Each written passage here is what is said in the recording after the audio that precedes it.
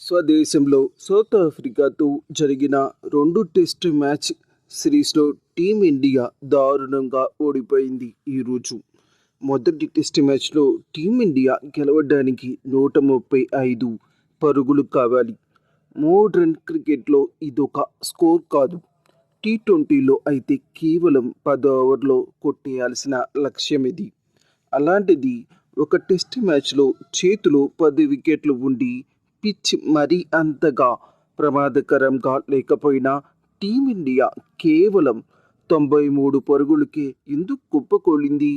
South Africa bowlers అంత అద్భుతంగా bowling చేశారా? మన వాళ్ళు చేతులు నిజంగా ఎత్తేశారా?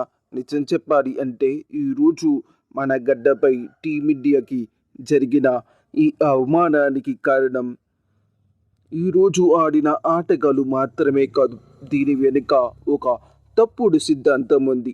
కొన్ని సంవత్సరాల క్రితం మాజీ కెప్టెన్ రోహిత్ శర్మ వేసిన ఒక విత్తనం ఈరోజు మహావృక్షమై భారత్ టెస్ట్ క్రికెట్ని మింగేస్తుంది.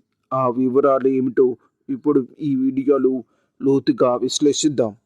టీమిండియా సౌత్ ఆఫ్రికాతో జరిగిన ఈ 2 టెస్టు మ్యాచ్ల సిరీస్లో మొదటి మ్యాచ్ ఓడిపోయింది. ఆ తర్వాత ఇప్పుడు జరిగిన ఈ టెస్ట్ మ్యాచ్లో 2వ టెస్ట్ మ్యాచ్ గెలవాలి లేదా ఈ మ్యాచ్ని డ్రా చేసుకోవడానికి ప్రయత్నించాలి. ఒకవేళ మ్యాచ్ని డ్రా చేసుకున్న సిరీస్ సౌత్ ఆఫ్రికాకి వెళ్తుంది. కాబట్టి ఎట్టి పరిస్థితుల్లో అయినా సరే మ్యాచ్ డ్రా చేసుకుంటే సిరీస్ సౌత్ ఆఫ్రికాకి వెళ్ళకుండా నిలబెట్టుకున్న వాళ్ళం అవుతాం. కానీ ఇక్కడ జరిగింది ఏంటి? ఈ సిరీస్ డిసైడర్ మ్యాచ్లో గెలవడానికి కావాల్సింది మనకి కేవలం చాలా స్వల్ప లక్ష్యం కాదు, 500కు పైగా పరుగులు లక్ష్యం, అది కూడా లాస్ట్ రోజు. ఇటువంటి సందర్భంలో మ్యాచ్ డ్రా చేసుకోవడానికి ప్రయత్నించాలి. కానీ ఇక్కడ భారత బ్యాటర్లు వచ్చిన వారు వచ్చినట్టు పెవిలియన్ బాట పెట్టారు. ఎందుకు అంటే బంతి కొద్దిగా స్వింగ్ అవుతుంది, బౌన్స్ అవుతుంది. ఇలాంటి సమయంలో కావాల్సింది మన వాళ్ళు చేయాల్సింది 4లు 6లు కొట్టే టాలెంట్ ఉన్న ఆటగాళ్ళు కాదు.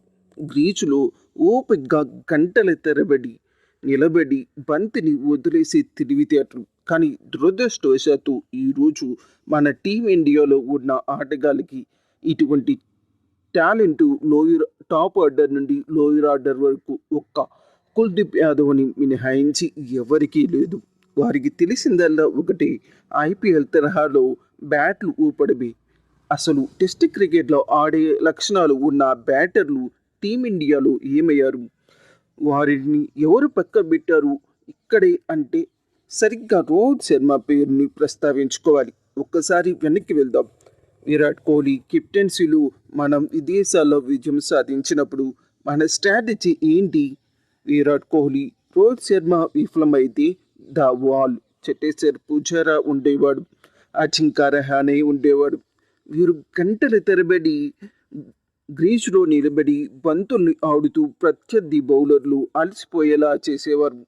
పరుగులు కంటే వికెట్ కాపాడుకోవడమే ముఖ్యమని వారికి బాగా తెలుసు. కానీ రోహిత్ శర్మ కెప్టెన్ అయ్యాక అగ్రెసివ్ క్రికెట్ అనే పేరుతో ఈ డిఫెన్స్ టెక్నిక్ని ఉన్న ప్లేయర్స్ని జట్టు నుంచి తప్పించి ఇంటికి సాగరంపాడు. పుజారా స్ట్రైక్ రేట్ తక్కువగా ఉంది అని సాకులు చెప్పి అతని స్థానంలో టీ20లో ఆడే ఆటగాళ్ళని తీసుకుని వచ్చాడు. ఇప్పుడు సౌత్ ఆఫ్రికాలో జరిగింది అదే. వికెట్లు పడుతున్నప్పుడు అడ్డుగోలుగా నిలబడే పుజారా లేడు, ఇన్నింగ్స్ని చక్కదిద్దే రహానే లేడు. ఉండదల్లా రోహిత్ శర్మ నమ్మి తెచ్చుకున్న ఐపీఎల్ బ్యాచ్ మాత్రమే. అందుకే 135 పరుగుల లక్ష్యం మొదటి టెస్టులో కూడా టీమిండియాకి కొండలాగా కనిపించింది. రోహిత్ శర్మ చేసిన మరో చారిత్రాత్మక తప్పిదం ఏమిటి అంటే రంజీ ట్రోఫీలో విలువను తగ్గించడం. సౌత్ ఆఫ్రికా, ఇంగ్లాండ్, ఆస్ట్రేలియా వంటి పిచ్చుల మీద ఆడాలి అంటే రంజీ ట్రోఫీలో రాటు దేరాలి ఆటగాడు. కానీ రోహిత్ హయాంలో సెలక్షన్ ఎలా జరిగింది? ఐపీఎల్లో ఎవరు బాగా ఆడితే వారికి టెస్ట్ క్యాప్ ఇచ్చాడు. రంజీలో వేల పరుగులు చేసిన సర్ఫరాజ్ ఖాన్ లాంటి వారికి మరియు హనుమా విహారీ లాంటి వారికి మొండి చేయి చూపించారు. దీనివల్ల యువ క్రికెట్లో ఇది ఒక తప్పుడు సంకేతం వెళ్ళింది. టెస్ట్ క్రికెట్లో ఆడాలి అంటే ఓపిక అక్కర్లేదు. కేవలం ఐపీఎల్లు 6లు 4లు కొడితే చాలు అని ఫిక్స్ అయ్యారు. ఇప్పుడు సౌత్ ఆఫ్రికాలో సౌత్ ఆఫ్రికాతో జరిగిన ఈ మ్యాచ్లో మనోళ్ళు స్వింగ్ బాల్స్ని ఎదుర్కోలేక విలవిలలాడిపోవడానికి ప్రధానమైన కారణం ఇది. వారిలో రంజీ అనుభవం లేకపోవడమే.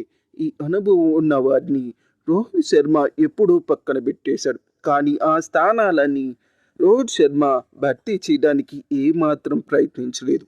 ఇప్పుడు ఆ పాపం అంతా కూడా గిల్ మీద పడుతుంది. రోహిత్ శర్మ జట్టుని వదిలేసి వెళ్ళినప్పుడు ఒక బలమైన కోర్ టీంని అసలు తయారు చేసి వెళ్ళలేదు. పూర్తిగా గందరగోళంలో ఉన్న సమయంలో ఎటువంటి అనుభవం లేని గిల్ చేతిలో టీమిండియాని పెట్టాడు. ఇటు కోచ్ గంభీర్ ఏమో తన మొండి వైఖరితో ఇష్టం వచ్చినట్టు ప్రయోగాలు చేస్తూ ఉన్నాడు జట్టుతో. అయినప్పటికీ జట్టులో సీనియర్ లేరు, మార్గదర్శనం చేసేవారు లేరు.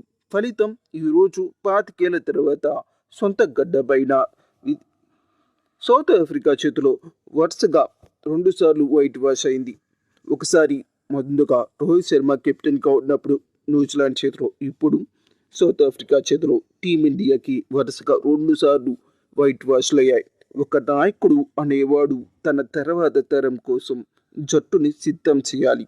కానీ రోహిత్ శర్మ తన పదవిని కాపాడుకోవడం కోసం, తన మనుషుల కోసం చేసిన కొన్ని పనుల వలన ఈరోజు భారత క్రికెట్ అభిమానులకి పీడకలు కలిగించాయి. మొదటి టెస్ట్ మ్యాచ్లో టీమిండియా 93 పరుగులకే ఆలవటం అనేది కేవలం ఒక ఇన్నింగ్స్ పతనం కాదు. ఇది రోహిత్ శర్మ ఫెయిల్యూర్ సిస్టమ్కి ఖచ్చితమైన నిదర్శనం. ఒకప్పుడు మన బౌలింగ్ చూసి భయపడే స్థాయి నుంచి ఇప్పుడు మన బ్యాటింగ్ చూసి జాలిపడే స్థాయికి టీమిండియాని తీసుకువచ్చారు. దీన్ని సరిదిద్దాలి అంటే మళ్ళీ పుజారా లాంటి డిఫెన్స్ టెక్నిక్ ఉన్న ప్లేయర్స్ని వెతకాలి. ఐపీఎల్ మోచులో పడి టెస్ట్ క్రికెట్ యొక్క ప్రాథమిక సూత్రాల్ని మర్చిపోతే ఇలాంటి పరిస్థితులు టీమిండియా ఇంకా చాలా చూడవలసి వస్తుంది భవిష్యత్తులో.